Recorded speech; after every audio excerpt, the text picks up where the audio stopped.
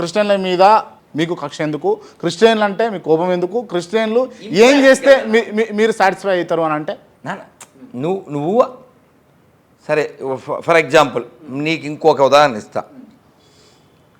ప్రభాసు నువ్వు పక్క పక్కన పెడదాం. ఎవరు పొడుగు? ప్రభాస్ ఉంటాడు.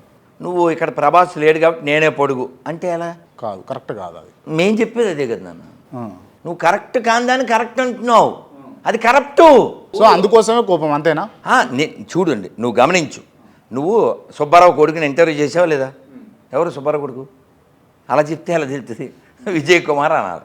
ఓకే, విజయ్ కుమార్ని చేసావు. నీ వల్లనే లోకానికి తెలిసింది ఈ సన్ ఆఫ్ సుబ్బారావు అని. అర్థమైందా? ఓకే, క్రాంతి వల్లనే తెలిసింది. మామూలుగా నేను ఒక జనరల్ డైలాగ్ ఒకటి ఉంది, ఏంటిది? వాళ్ళు మనకే పుట్టారు అంటుంటాను కదా. దాన్ని నువ్వు చక్కగా నువ్వు దాన్ని ఎలాబరేట్ చేసావు. ఓకే, నేను అన్న ఒక పదానికి ఒక మంచి ఉదాహరణ ఇచ్చావు నువ్వు. ఓకే ఓకే, ఈ సుబ్బారావు కొడుకు వాళ్ళ నాన్న ఎవరు చెప్పాడు, రఘునందన్ రావు ఏదో చెప్పాడు.